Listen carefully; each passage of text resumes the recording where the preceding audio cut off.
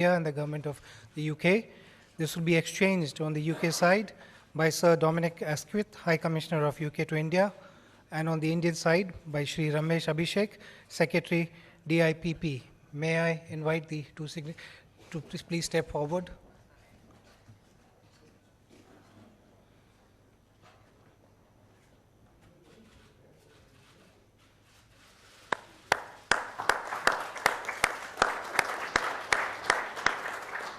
The second document to be exchanged is an MOU between the Department of Industrial Policy and Promotion, Ministry of Commerce and Industry of India, and the Intellectual Property Office of the United Kingdom for cooperation in the field of intellectual property to be exchanged. Again, on the UK side by Sir Dominic Asquith, High Commissioner, and on the Indian side by Shri Ramesh Abhishek, Secretary DIPP.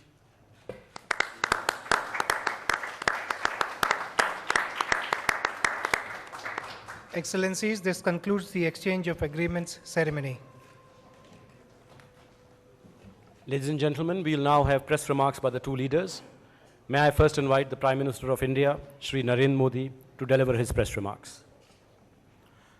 Your Excellency, Prime Minister Theresa May, members of the media, friends, Excellency, I am honored to welcome you to India. We deeply appreciate that you have chosen India for your first bilateral visit outside Europe. Last week was a period of great festivities in India. You also celebrated Diwali with much fanfare in London. Your visit today gives us reasons to celebrate the vibrant and strong India-UK partnership. Friends, India-UK ties are truly special. It is an enduring partnership which is nurtured by our shared values, extensive people-to-people linkages. Let's not forget cricket here. Widespread economic engagement for the prosperity of our societies, common efforts aim at the security of our people, and a common vision for a peaceful and prosperous world. Our strategic partnership is geared towards meeting the existing new and emerging challenges of the 21st century and contributing to the larger regional and global good.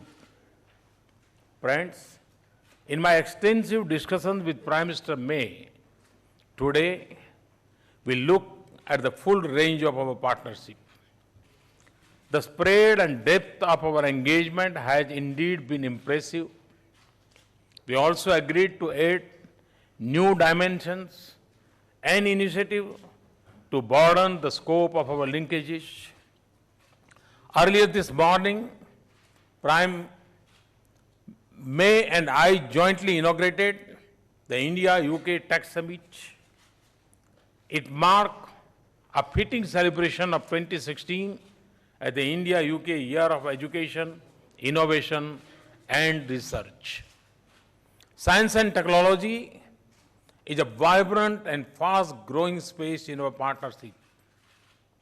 It is an area of tremendous potential and promise.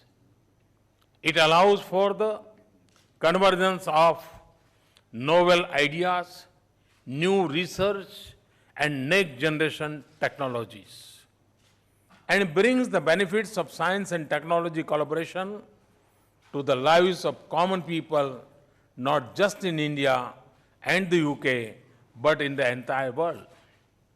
At the summit, new bilateral initiatives on clean energy and energy-efficient building materials were announced. This would be critical for development of smart cities and to our quest for innovative solutions to tackle challenges of climate change and sustainability. Friends, growing business partnerships and expanding trade and capital flows between our two economies are crucial to our economic partnership. Indian companies have been successfully raising finance from the City of London. We are encouraged by the London Stock Exchange presently hosting several rupee-denominated masala bonds. It reflects the strong investor confidence in the fast-growing Indian economy.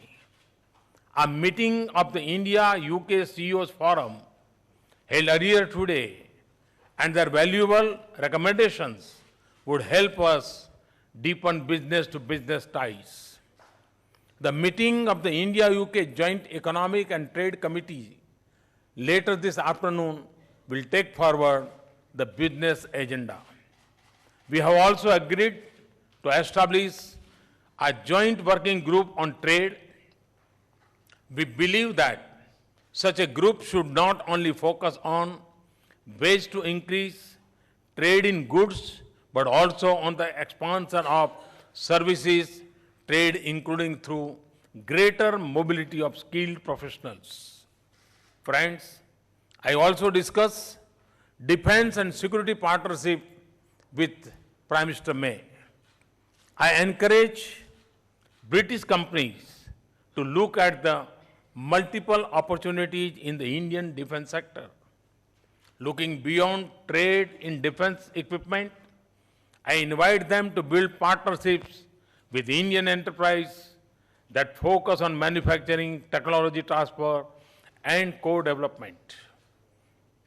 Security of the cyberspace, especially involving our critical infrastructure, is an area of shared interest. I welcome our growing cooperation in this field.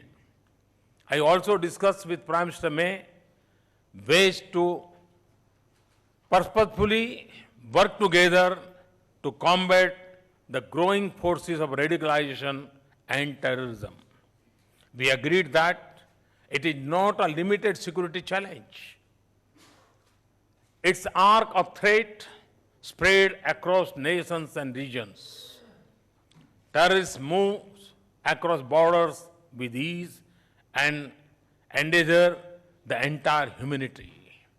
I conveyed our deep concerns to Prime Minister May regarding cross-border terrorism and the need for the international community to take strong action against states that support and sponsor terrorism.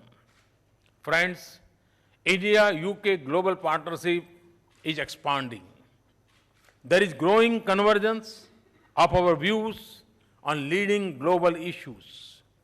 I thank Prime Minister May for UK's consistent support for India's membership of the UN Security Council and nuclear supplier groups. We also agreed on the need for early adoption of the Comprehensive Convention on International Terrorism.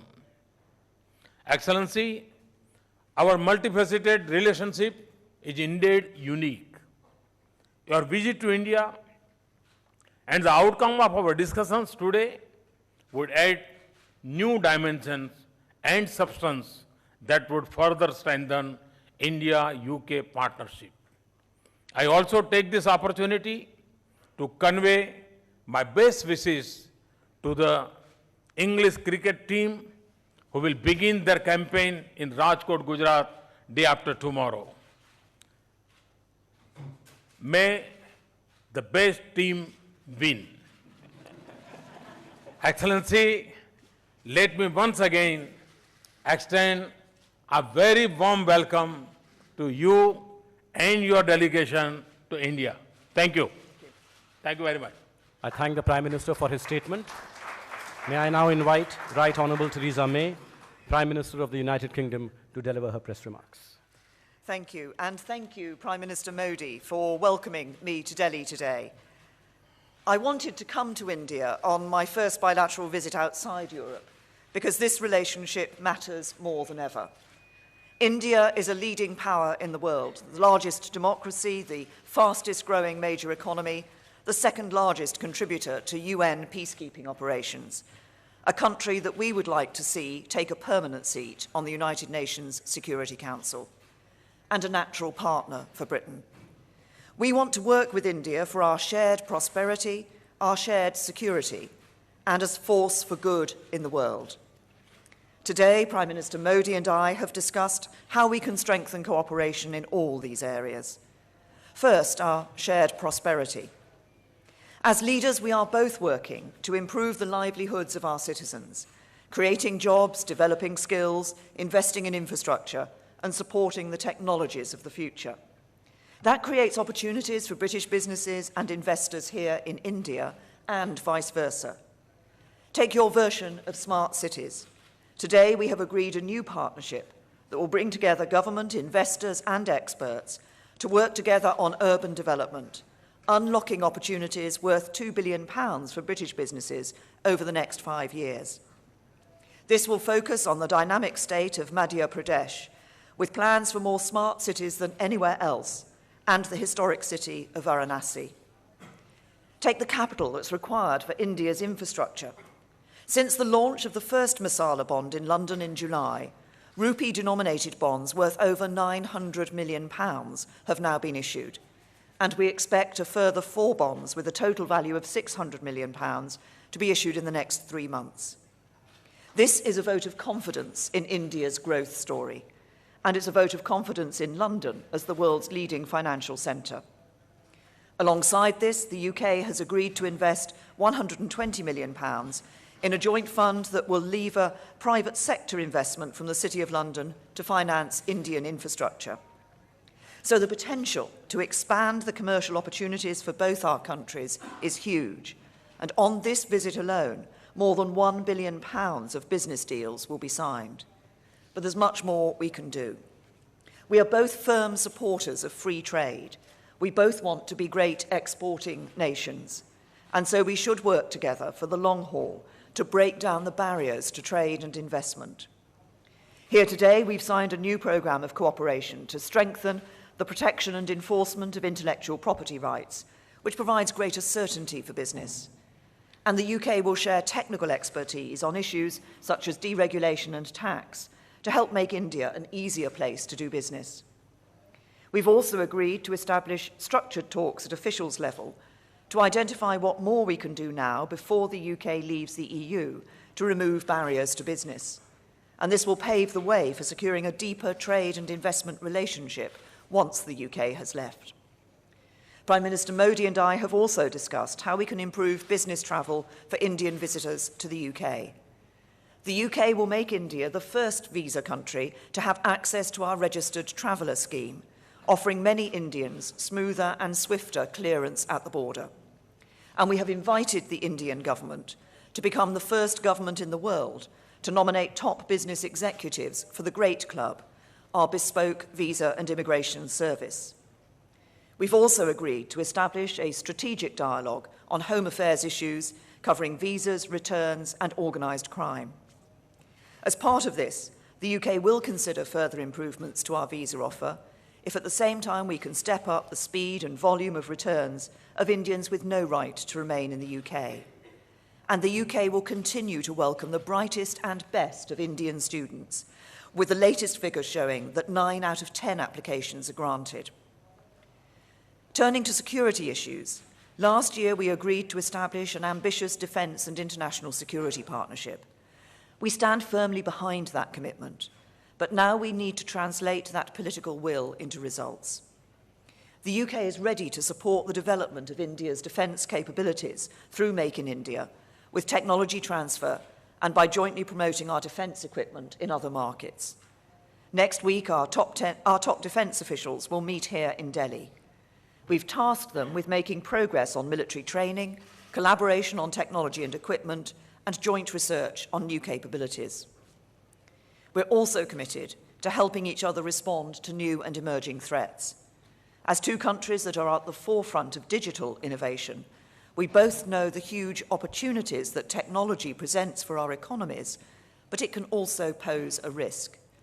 Both the UK and India face an increasing threat of cyber attack from other states, terrorists and criminals operating in cyberspace. We are already working together to tackle the shared threat of cybercrime. And today, Prime Minister Modi and I have agreed to step up our cooperation by negotiating a cyber framework between our countries, which would improve our mutual cyber security, promote a free and open secure cyberspace, and unlock commercial opportunities for UK industry. Finally, we both face a shared threat of terrorism, as individual countries, as partners, and as global powers whose interests lie in a stable world founded on the rules-based international system. Today, we have agreed to strengthen our cooperation, in particular by sharing best practice to tackle the use of the internet by violent extremists and to reduce radicalisation and recruitment attempts online. These have been good and productive talks. As I said this morning, when two countries have as long a relationship as India and the United Kingdom, it is tempting to take for granted the links that we have. I don't want to do that. I want to look to the future and the limitless possibilities as we forge a stronger strategic partnership. The UK and India are two countries with an ambitious, confident global outlook. As the UK leaves the EU and India continues its rise in the world, we should seize the opportunities ahead. We will achieve this through the strong bonds that exist between our people, through British and Indian businesses working together. But most of all, we will accomplish this because Prime Minister Modi and I are personally committed to investing in this relationship and turning this vision into a reality. I look forward to establishing a unique friendship and working together for the benefit of both our countries. Our shared connections and our shared values make this a natural partnership, but it is our shared future which will bring us closer still. Thank you. I thank the two leaders for their statements. This concludes the joint press briefing. Thank you all.